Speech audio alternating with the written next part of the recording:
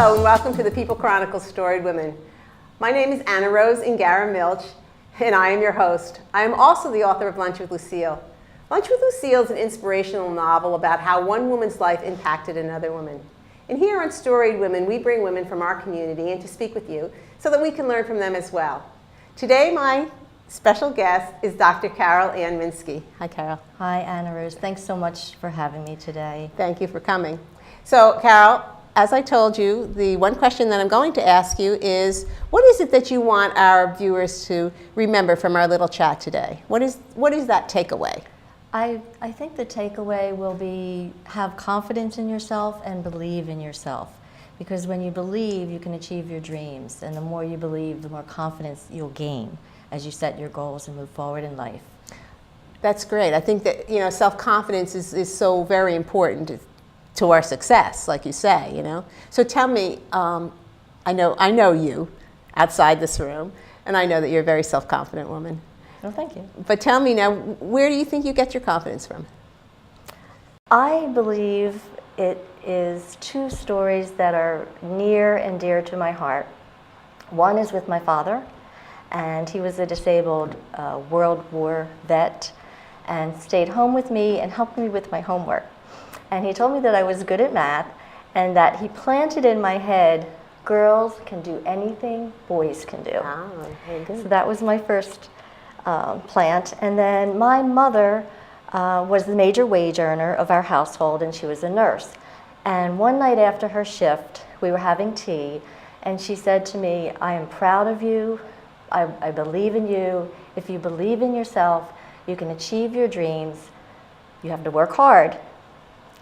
And don't take any BS. I don't know if I can say that. I don't know how much I can say on that. Oh, it's my show. Say whatever you want to say. But the fact that she had believed in me and was proud of me filled my heart. And the fact that she said BS, coming from my mother's mouth, actually just cracked me up. So how old were you when Mom says that to you? I was around 14. Around 14, okay. Around 14. So soon after that, she actually passed away. Mm-hmm. And I was in school, and I was feeling really down, and I kind of felt like I lost my mojo, and I was just kind of wandering around. And my history teacher connected with me, and she said, are you going to go to college? And I said, I don't think I can afford it. I don't think it's going to happen. So she's the one that really helped me apply for scholarships, and she wrote a recommendation for me, and she helped me get into college. And then after that, I just realized the limits that I place are really the ones I place on myself. It's how I feel about the situation and how I can really achieve my goals if I stop looking at the obstacles and overcome the limits. Yeah. I think losing a parent, I'm in the same situation as you are, it puts a hit on yourself, takes a hit on your self-confidence, I think, because I once heard someone say that children who lose a parent are flying with one wing, and so then, and yours is in adolescence where where we all kind of are scrambling with self-confidence. It was tough. Yeah. But then it was just so kind, and I guess the timing was right. But then again, by the same token, I think because you were so open to it, you get this other female mentor to enter your life and to encourage you as well to continue with your education. I was very lucky. Yes. I really believe I was so lucky to have her. Yeah. It kind of tells us how important we are then as grown women, or how important we can be to somebody else. How we can just turn around and give back, and Right. help others, which is what I really enjoyed doing when I started working in career development in the colleges. And I had 10 years in career development, and I was able to, as I was sitting with women or whoever just had that feeling that they needed more confidence, I was able to say, think about the thoughts in your head, and if you're telling yourself negative things, you can actually turn that around and plant positive thoughts there. So there are a lot of things that you can do to build your confidence. And one of the things, women, myself included, always have those ups and downs in their confidence level. Sure. One of the things that I did in my first career, my first job, I had this imposter syndrome that I really don't deserve to be here. I'm really a yes. fake. They're going to find out. Yeah, sure. Yeah, yes. So, how did I overcome that? One of the things I needed to do was to write down what I was doing so that when evaluations came around, I knew my stories, and I could tell what I was doing. But as I started to read what I was doing, I started to become proud of my accomplishments. And the more I thought about that, the more I was able to gain that confidence back and say, yeah, you've done a lot. This is okay. Look what you did. I didn't know the science behind it at the time, but I do now because I've studied. Tell me what is the science behind it? Albert Andorra has a wide range of research in this area, and I've done some research with coaches myself, some primary research.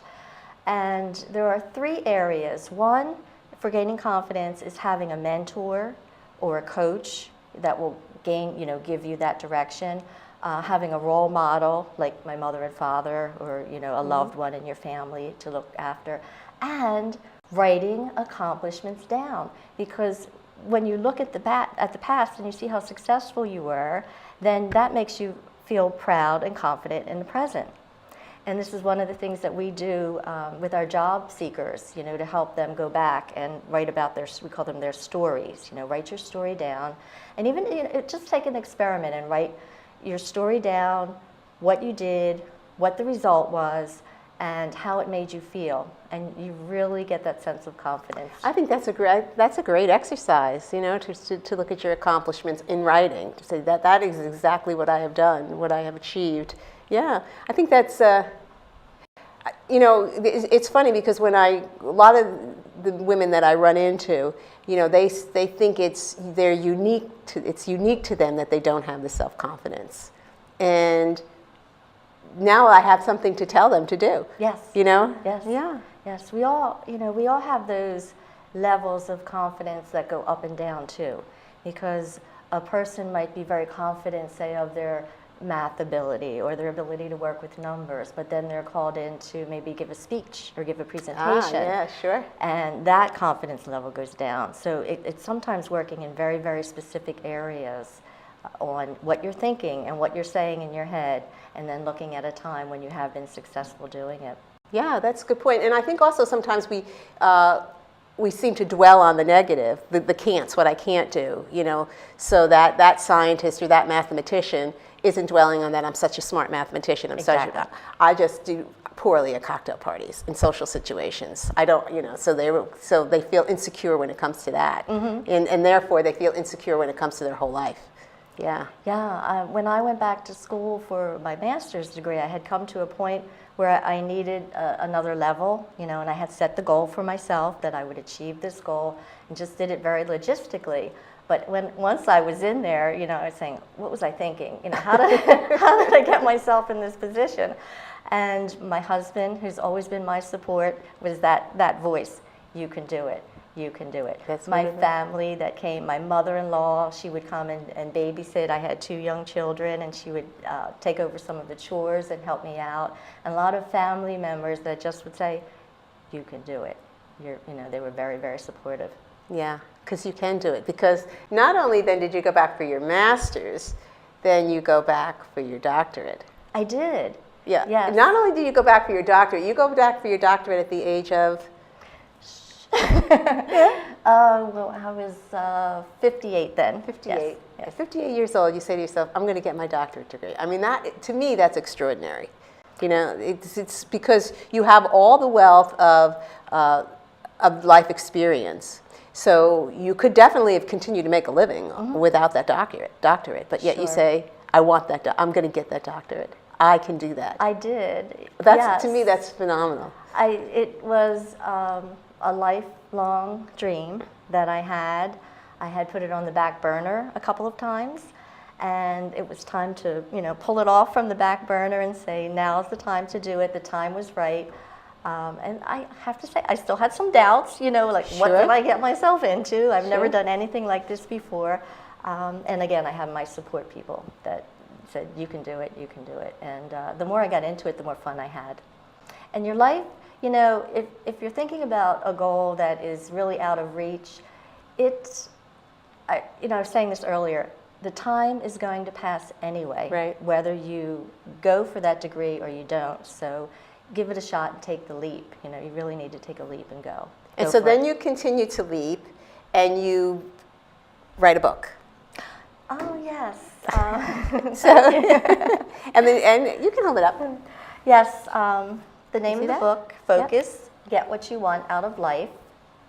And I wrote it after spending a lot of time with women who are just multiple jugglers. You know, they would be talking with me about, you know, I wish I was better at time management. I wish I was better at this. I wish I, but they're already multiple taskers. You know, they're already great at it. What was the problem was the focus. You know, being really able to focus on what it was and what was important in their lives and achieving their goals. So that's how it came about. It was after the dissertation, after I had done my research, and wanting to just help women. My passion is really helping women to be a change agent. So when they're standing at that point where they're just getting ready to make a change or a career change, or they've lost a job, or they're thinking about retirement and starting a business, and they need that focus. That's what the book was intended to do. I read the book, and I would have to say that you hit your mark. You focused and you got it done. Thank you. You definitely hit your mark. Thank you. Thank So, you. Carol, I appreciate your coming, Dr. Carol Minski. And she reminds us, I think, that we need to have our self-confidence. If when we believe in ourselves, we can do anything. We can become a doctor. We can write a book. Or we could just be really, really good people. You know? So I appreciate your coming. Thank you very much. Thank you for having me. You're welcome, Carol. Thank you. And thank you. Thank you for following Storied Women on the People Chronicles.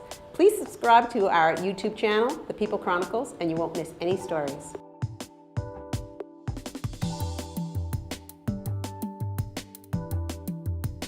These community stories are made possible in part by BCTV, Susie Ray Design, Queen City Family Restaurant, Lamar Advertising, Heidelberg Family Restaurant, Reading Air, Lions and Hole, Peanut Bar, and Kutztown University.